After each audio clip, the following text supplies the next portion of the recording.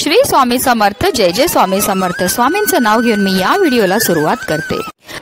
श्रावण महिना सुरू झाला की अनेक सण व उत्सव सुरू होतात। श्रावण महिना हा भगवान शंकराचा महिना म्हणून ओळखला जातो। या महिन्यात शंकराला प्रसन्न करण्यासाठी अनेक व्रत वैकल्य व उपवास केले जातात। श्रावण महिन्यातील पहिला सण हा नागपंचमी। श्रावण महिन्याच्या शुक्ल पक्षाच्या 5व्या दिवशी म्हणजेच 9 ऑगस्ट रोजी अर्थात शुक्रवारी आहे नागपंचमी। हा दिवस नागाच्या पूजेसाठी विशेष मानला जातो। पंचमतिथी ही सापांना अतिशय प्रिय मानली जाते। नागपंचमीच्या दिवशी नागदेवतासह भगवान शंकराची पूजा केल्याने कालसर्पदोषासह जीवनातील सर्व समस्यापासून मुक्ती मिळते आणि जीवनात सुख आणि समृद्धी येते। श्रावण शुद्ध पंचमीला कालिया नागाच्या द्वारे यमुना नदीच्या पात्रातून भगवान श्रीकृष्ण सुरक्षित बाहेर आले। तो दिवस नागपंचमीचा होता। नागपंचमीला 8 नागदेवांची पूजाही केली जाते आणि ते म्हणजे वासुकी, ऐरावत, मणिभद्र, कालिया, धनंजय, तक्षक, कर्कोटक्ष आणि धृतराष्ट्र। या नागदेवतांची पूजा केल्याने आपल्याला शुभ फळ हे प्राप्त होत असतं। हिंदू धर्मात नागदेवतेला विशेष महत्त्व आहे।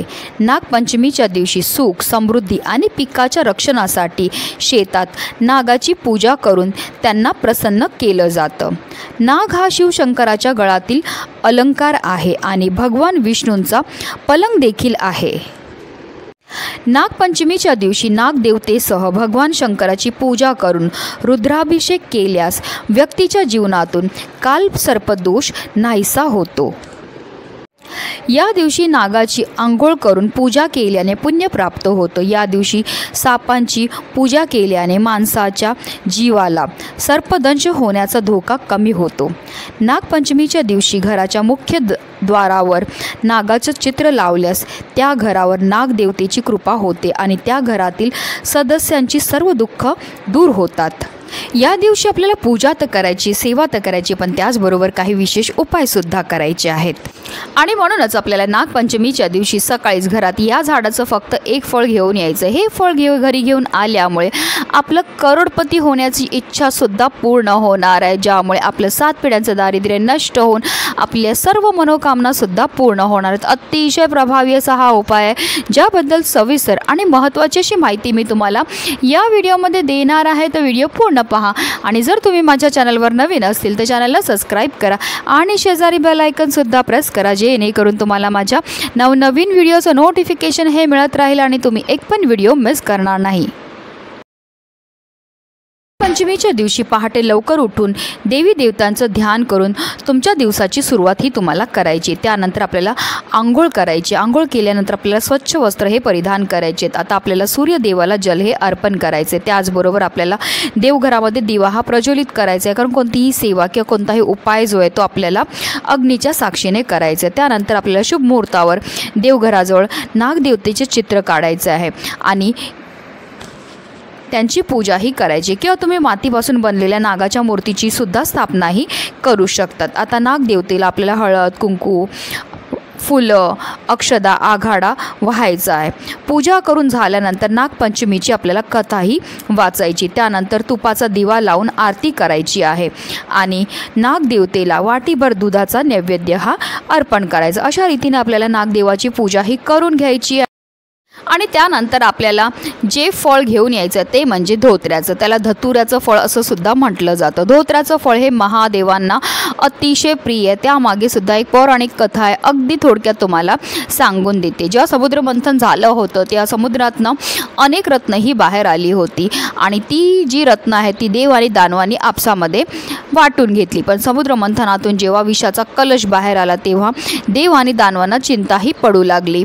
आता ह्या विषाचं करायचं काय? तेव्हा हे विष घेऊन ते महादेवांकडे गेले आणि समस्त विश्वाच्या कल्याणाकरता महादेवांनी त्या विषाचं प्राशन हे केलं।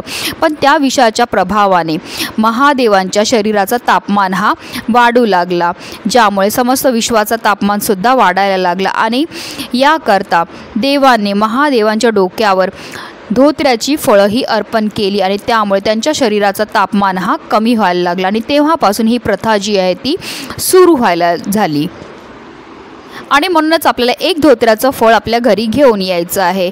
हे फळ घरी घेऊन आल्यानंतर तुम्हाला त्याला स्वच्छ धुवून आणि पुसून घ्यायचं। त्यानंतर एक तामण घ्यायचं, तामणामध्ये ह्या धोत्र्याच्या फळाला आपल्याला ठेवायचं आणि त्याला जलाभिषेक करायचा। 11 पळी तुम्हाला पाणी हे अर्पण करायचं। पाणी अर्पण करताना तुम्हाला श्री शिवाय नमस्तुभ्यम या मंत्राचा जप करत करत 11 पळी पाणी अर्पण करायचं आहे। त्यानंतर ह्या फळाला आपल्याला स्वच्छ पुसून घ्यायचं आहे। त्यानंतर एक प्लेट घ्यायची आहे, प्लेटमध्ये आपल्याला थोडीशी हळद टाकायची आणि त्या हळदीमध्ये पाणी टाकून त्याचा एक लेप तयार करायचा आणि ह्या लेपामध्ये आपल्याला ह्या धोत्र्याच्या फळाला जे आहे ते संपूर्ण बुडवून घ्यायचं, म्हणजे ह्या फळाला आपल्याला पिवळं करून घ्यायचं आहे। त्यानंतर आपल्याला देवघरामध्ये आसन घेऊन बसायचं आहे आणि आपल्याला हे फळ जे आहे ते आपल्या उजव्या हातामध्ये घ्यायचं आणि 3 वेळा आपल्याला कालभैरव अष्टकमचं पठण करायचं आहे। कालभैरव अष्टकमचं घरामध्ये पठण केल्यामुळे आपल्या घरामध्ये असणारी जेवढी पण नकारात्मकता, इडापिडा, दोष आहेत ते दूर होण्यामध्ये मदत मिळते आणि श्रावण महिन्यातल्या नागपंचमीला महादेवांच्या पूजा करण्याला विशेष महत्त्व हे दिलं जातं। त्यामुळे आपल्याला ही सेवा करून झाल्यानंतर एक माळ श्री शिवाय नमस्तुभ्यम किंवा अगर पुरुष असतील तर ओम नमः शिवाय आणि स्त्रिया असतील तर नमः शिवाय या मंत्राचा आपल्याला 108 वेळा जप हा करायचा। त्यानंतर आपल्या मनातली इच्छा बोलून आपल्याला आपल्या देवघरामध्ये असणाऱ्या शिवलिंगावर हे धोत्र्याचं फळ जे आहे ते अर्पण करायचं आहे। त्यानंतर हात जोडून मनोभावे महादेवांना प्रार्थना करायची, आपल्या इच्छापूर्तीकरता आपल्याला बोलायची। तुमची जी पण इच्छा असेल ती महादेवांना आपल्याला मनोभावे बोलायची आहे।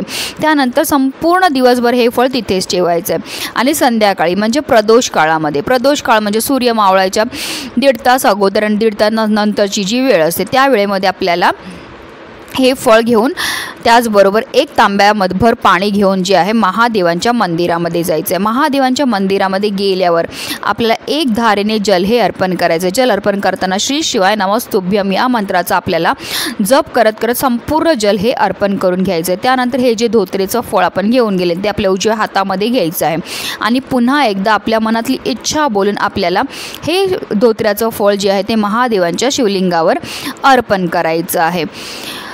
असं म्हटलं जातं संपूर्ण श्रावण महिन्यामध्ये ह्या भूतलावरील प्रत्येक शिवलिंगामध्ये साक्षात महादेव वास करतात, म्हणून हा उपाय आपल्याला मंदिरामध्ये जाऊन करायचा आहे। जर आपण मंदिरामध्ये जाऊन हा उपाय केला तर त्यामुळे केलेल्या उपायाचं आपल्याला त्वरित फळ हे प्राप्त होत असतं, ज्यामुळे आपली कठीणातील कठीण ही इच्छा जी आहे ती साक्षात महादेव पूर्ण करतात। अगदी तुमची करोडपती व्हायची इच्छा असेल तर ती सुद्धा महादेव इच्छा पूर्ण करणार। फक्त कोणतीही सेवा किंवा कोणताही उपाय जो आहे तो तुम्हाला पूर्ण श्रद्धेने करायचं आहे आणि म्हणूनच व्हिडिओ जास्तीत जास्त लोकांपर्यंत शेअर करा, जेणेकरून प्रत्येकाच्या आयुष्याचं कल्याण हो हीच मनामध्ये इच्छा। श्री स्वामी समर्थ। जय जय स्वामी समर्थ।